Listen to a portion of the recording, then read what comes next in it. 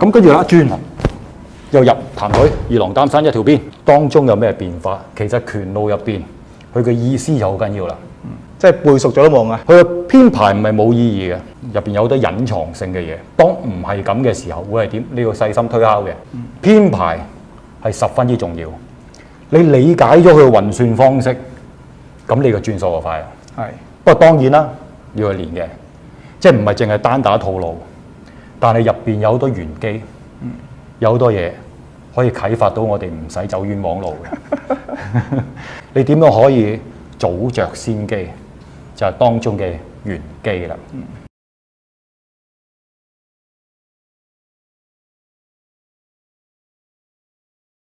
李師傅啊，其實咧好多練拳嘅朋友都有個問題嘅，就係成日都話套拳咧練就一個方法，咁但係用咧就一定唔係咁用噶啦，因為咧冇理由你練嘅時候大開大合，你用嘅時候都係咁樣用，冇可能點樣用到啊，所以一定要咧用第二種方法練嘅。係。可唔可以講講呢個話題咧，師傅？哦，好啊，講講呢個話題啦。係冇錯。咁啊，呢個話題咧就牽涉到譬如弓步啦，弓步會唔會咁大咧？咁又或者我哋打彈腿嘅時候，個穿就譬如我哋拍打拳啦，咁跟住就轉身打你真正用嘅時候咧就冇關係嘅。就咁係咪講呢個問題？係冇錯冇錯。好啊。咁就嗱，咁我哋就不如嗱步幅嗰個距離，我哋就分開講。好，好嘛，我哋揾另外一個主題去講，就係話弓步真係用起上嚟個大小問題。好嘛，咁我哋而家就講翻個技術上嘅編排，咁啊套路。咁套路嘅編排咧，嗱傳統嘅套路嘅編排就好似篇文章咁樣，有文有路嘅。咁就起承轉合，咁一個穿就，咁然後打出去咧，表面上當然啦，如果我哋就係一個拍打拳，大家都會認識㗎啦。拍打拳即係我而家穿就，我咁拍打拳，好啦，咁就係一個穿就啦咁樣。咁如果呢個穿就我拍打完啲拳之後，打後邊個動作咧，其實點解我哋嘅祖師爺會咁樣去安排個動作咧？係咪啊？冇錯，即係冇可能對方喺呢個位突然間走咗去嗰度俾你打㗎嘛，就係。冇錯啦，呢個就係因為我哋呢個諗法咧，就係局限咗我哋嗰個思維。因為當你諗呢個動作淨係得呢個方式嘅時候，你就唔知道咧點解我去做下一個動作，而產生咧我哋成日講嘅學套拳就對實際應用上邊嘅幫助唔大啦。咁即係話，如果我哋能夠準確咁理解到套拳嘅編排意思，就可以明白點解會有唔同嘅一個即係一打完右邊又打左邊咁樣嘅睇法啦。係啦，冇錯啦。因為我哋就好似一啲文字咁樣，每一個字咧有陣時會用喺唔同嘅地方，有唔同嘅解釋。咁我哋要根據前文後理去理解啦。好，咁等師傅講講嗰個前文後理好嘛？好啦，咁我哋就頭先啦，舉咗一個好簡單嘅例子，就係穿就我就拍打拳。咁但係除咗拍打拳之外咧，我哋嘅穿就咧原來有其他嘅解釋方法嘅喎。即係我哋將一個動作就係形成咗唔同嘅理解角度。即係如果我哋理解淨係拍打拳咧，就永遠都解唔到彈腿咧開頭嘅用法㗎啦。冇錯啦，你永遠都解釋唔到㗎啦。咁同埋如果我哋係將呢一個模式再套用喺其他嘅拳路裏邊咧，根本上咧嗰啲拳真正嘅意義我哋睇唔到嘅，同埋亦都唔能夠審視到套拳有冇打錯。呢個好重要啊，師傅。即係如果唔係學咗，可能學一世拳咧，都完全學錯晒喎，變咗。你會打下會脫離咗一個原意咯。走走下越走越遠咯。咁其實套拳入邊咧就教我一個咧最直接了當、最快嘅方法去理解你嘅對手，同埋套拳咧係訓練我哋控制嘅對手。學拳咧就其實學前人嘅經驗同埋智慧，佢唔係立亂將啲動作咧擺埋一齊。你打啦咁樣，其實佢係有步驟嘅，佢係有佢嘅安排。點解會將呢啲嘢擺埋一齊？譬如我哋彈腿12路咁樣，我哋每一路一個主題。咁由乜嘢開始咧？原來係由衝捶開始喎。咁我哋之前都講過啦，第一路係衝捶，咁好多功夫裏邊咧都會教我哋啦。第一樣嘢就係保持個距離啊，點樣將個勁力撐出去啊。咁然後撐出去嘅時候有啲咩變化啦，出現咗啲咩問題啦，正所謂格局啦。咁個姿勢嘅正確與否咧，就係直接影響咗我哋嘅應用嘅效果。正所謂形不正法不全，姿勢唔正確，其實個法就唔存在嘅咯喎。咁同時間就係我哋練功夫，我哋要知道嗰種功夫需要啲乜嘢。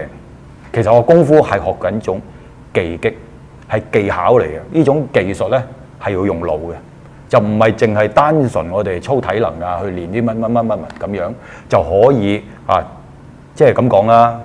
牛啊夠好力啦，啊咁樣咯，啊咁我係咪要好力就得咧？淨係要大隻好力就得咧？咁其實個人個身體先天條件係可以鍛鍊，咁同埋咧可以以小勝強嘅喎，以巧取勝喎，所以我哋有技巧喎，咁所以我哋要知道到底嗰啲功夫需要啲乜嘢，然後你先至知道自己要練啲乜嘢。點樣增強啲咩地方嘅訓練咁樣咯？咁就唔單止係表面上一啲肌肉，就好多小部分啊，同埋整體協調啊，同埋嗰個技擊反應啊、意識形態啊，嗰啲對敵嘅你要審視個形勢嘅時間，你係冇得考慮嘅咯。因為當大家交手嘅時間，電光火石之間，咁你邊有咁快可以知道估計到對方啊？其實點樣可以估計到對方呢？就係喺你用打出嚟嘅姿勢後邊。其實你可以得到一啲線索，知道我應該做下一步係乜嘢，然後呢就後發而先至。咁我哋跟住呢就會講講彈腿到底穿袖仲有乜嘢嘅意思喺裏邊？好嘛？我揾阿師兄幫下手。好啦，咁我哋今日講彈腿嘅切入點呢，就係由呢個穿袖開始。嗱，之前我哋針對就係講一個衝捶啦。咁我哋因為要解釋下一個穿袖其實仲有咩作用？正如頭先講過啦，就係穿袖就係拍打拳啦，做多次，拍打拳啦。或者我用右邊嘅身對住阿教練，咁我側身對敵，起手嘅時間我拍出去啦。咁而穿袖咧，最重要亦都係睇翻一樣，就係一個開門嘅時間，我以左方對敵，或者係我正面對敵，又會產生咩效果啦？好啦，咁我譬如正面對敵嘅，我穿開佢，就呢個。OK， 又或者佢衝埋嚟嘅時間，我嘅手引長佢，就係當我而家我喺呢一個左方對敵，佢嘅手埋，好啦，咁你會問一樣嘢啦，對方係咪一定會喺你嘅呢個方位或者呢個直線嚟呢？咁如果對方係舉隻手喺外門嚟嘅呢，咁呢個位置你一出手直打就到㗎啦，即係話當我一喐嘅時間係左手腰推後龍。好啦，咁如果隻手直接威脅到你穿開嗱，咁所以左手咧個護掌係綁住，而呢隻手係引進佢嘅。好啦，如果當對方隻手打埋嚟，好多朋友都會因為咧，常常我哋都會見到出拳係會縮手啊嘛，係咪？隻手好快閃過嘅，咁你就係呢個應嘅力，就係你感覺佢個力係收嘅。咁你就唔需要打嗰下啦，係嘛？呢下打擋住呢拳嘅時候，直接衝得唔得？但係如果對方係撲埋嚟，你就將佢嘅力引化。咁呢個就同我哋打太極拳入邊捨己從人、四兩撥千斤一樣。未有太極拳呢個名堂之前呢，其實本身我哋啲功夫都已經係講緊點樣可以以柔制剛。化勁入嗱，個問題就係話，當我穿入嚟，左手喺面過尋爭，呢一個就係關鍵。然後撐開一張，呢個就係張開嘅。張開發勁，亦都可以同時咧，你直情係唔放佢呢隻手，掹佢咁張開。咁呢個關節，大家可以想象下會有咩問題。好啦，咁喺呢個情況。起唔起到腳？係啦，後手打唔打到我？所以我哋就會有一個動作，好似個晾衫架咁樣，撐開咗。OK 就係咁啦。所以呢個叫做二郎擔山一條鞭嘅動作，就成為咗我哋彈腿第一路。一開始我哋要學習點樣去發呢個勁，同埋做呢個拳架個姿勢用勁要係點樣，再而引申到去點樣運用後邊嘅嘢。呢啲斷啊、雷拳啊、呢個橫拳啊、呢個踢啊、再打啊、再撳啊呢啲啊，呢個穿袖就可以用翻嗰下啦，係咪直接穿袖咯？咁所以我哋每一下彈腿嘅開式同埋收式咧，都係用呢個穿袖。好，唔該晒教練。好啦，咁就嗱，呢度就係我哋之前都講過下，介紹過呢個彈腿第一路。咁今日咧，我哋又再講翻，就係睇到呢個動作同一個動作穿袖係有兩個解釋啦，最少有兩個解釋。係，即係其實都好清楚話到俾大家知啦。如果對手係冇翻咁上下，基本上佢化解唔到你嘅動作嘅話咧，穿袖第一下就可以用翻最基本嘅。如果我而家咁樣同你，佢一縮手就俾你打翻轉頭啦，已經。冇錯啦。即係如果我而家我就唔使再有其他嘅招式接落去啦，基本就即係如果對手係有翻咁上下功力嘅話咧，其實之後嗰啲咧就用得着。嗱，因為如果我哋單講一個穿袖，係我哋單講一個穿袖嘅，即係譬如你打我，我咪穿袖咯。係你再接，嗱，跟住再攞，嗱，我呢個咪穿袖咯。我轉一轉個身，我呢度咪係二郎擔山一條鞭咯。即係彈腿就話俾你哋聽，個穿袖咧其實隱藏咗呢個意思喺度。當我咁企，我右邊對住你，嗱，呢個我打你，係咪啊？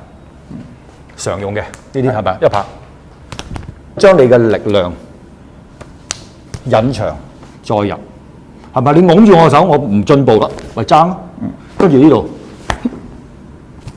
咪歪咗啊！咁所以點解要咬步啊？我再轉一轉，你個步咪係俾我移開咗。你企唔穩，我呢度咪雷拳啊，係咪對住你？我手都可以俾你大開咗喎，係咪啊？大開咗嘅時候嗱，咁我咪轉一轉個手，係咪雷拳？係嘛？咁跟住呢度咪開晒啊？係咪可以起腳啊？呢個就係第一路彈腿、穿袖啊，咁啊嗰啲啊。係，即係所謂嘅以有限為無限，即係學幾個有限嘅動作，其實就諗下佢點樣無限嘅變化。係啊，其實你第一路已經好好用㗎啦，係嘛？你第一路好好用嘅。嗱，我手我穿嗱，移係咪再打爭嗱攞嗱雷拳再打，係咪再落都係直錘攞睇頭好，係咪再攞嗱攞拉邊頂爭打女哇嗱一入嗱哇腳係咪跟住。踱步，小心，要退㗎啦你，係，哇，因為你入咗位㗎啦，你下唔退唔得㗎啦，嗱，係咪啊？跟住再攞嗱，移開，係咪我頭先嗰下上嚟咪穿袖咯？我上嚟嗰下，係咪睇唔睇到啊？我用一個轉穿袖，係咪啊？我唔打得咁進取啦喎，如果我進取啲，我靠你，哇，係咪啊？係咪好似打太極咁啊？係。我靠你，北極同太極嘅分別係咩啊？我張開個身，少林拳嘅分別，佢唔係冇剛柔喎，有剛柔嘅喎。嗱，我咁打咪柔咯，係咪啊？咁你擁住我呢個化柔咯，嗱呢度頂咯，跟住再打嗱呢度攞。如果我再穿啊，係咪靠你啊？呢個咪張開咯。我攞得硬啲嘅手，我唔放過你嘅。我穿，我攞住佢手，哇，咁咪斷手，再張開個身啊，係咪啊？咁如果你個失勢，我再乘機勾你隻腳，你就跌㗎咯喎，得唔得？好啦，咁呢度你認為你可以做到啲咩？我可以推你爭啦，係可以縮翻嚟得唔得？係啦，冇錯，你可以縮翻我啦。係。咁呢一個咧就關係到咩咧？第三路。哦，第三路嘅應用。係啦。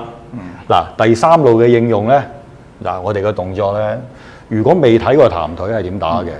第三路咧就係咁打嘅，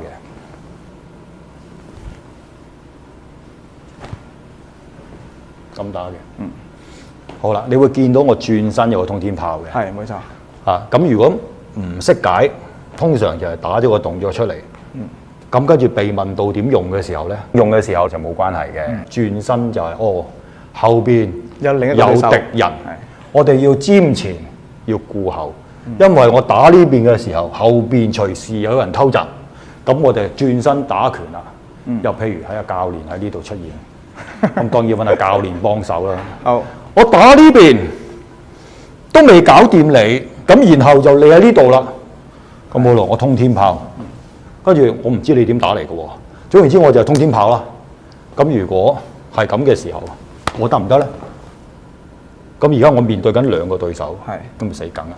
原來我一個通天炮咧，我打佢唔到，然後轉身又打佢唔到，咁跟住我又要顧呢個，咁就好忙啊！你諗下啦，我一個都應付唔到，未完，仲要加多個喎。咁你諗下，套拳係咪就係咁解咧？好，唔該教練。好，如果套拳咁設計咧，真係做戲啦，真係。好啦，咁啊，基本上就談隊頭先講咗，主要係第一路啦，我哋嘅技術啦，同埋就係冇講到第三路點解係咪？係冇錯。啱啱頭先我講到喎，呢度就冇繼續講埋落去。咁其實談腿咧就係一路一發啦。咁啊最主要由一個衝捶啦。咁你發覺就好多路數都同衝捶有關，第一路有關嘅。咁而再引申出去咧，就有唔同嘅技術變化啦。咁佢要介紹唔同嘅技術變化你識，譬如第三路嘅就係劈扎啦，第六路嘅就係雙剪啊，咁然後點樣再去一個叫碰鎖啊，或者第八路啊蹲坐啊，第十路戰彈啊咁樣，咁如此類推啦。同埋又係話用馬步窩土個變化，就係接住有啲乜嘢啦，譬如第五路嘅架打啊咁樣，咁諸如此類啦嚇。咁同埋第四路比較特別啲啦，咁個撐滑。咁其實如果你12路精通嘅話咧，其實入邊嘅串連變化模組咧就好多千變萬化啦。你諗下啦，八個卦都可以產生到萬象。咁所以談腿有12路喎，咁樣啦。即係唔可以當佢基本拳咁睇咁簡單啦，真係。入邊就蘊含咗我哋技術嘅一啲好重要法門嘅我哋叫做老祖宗啦，呢啲叫做係一啲好古嘅拳法。咁然後好多細節嘅嘢再變嘅咧，都同佢有關嘅。係啦，即係唔可以淨係當佢一個練功拳咁簡單啊，要咪真係嘥咗套拳啊！因為師傅會唔會而家講埋談腿第三路點解咧？我頭先未講我。係冇錯冇錯。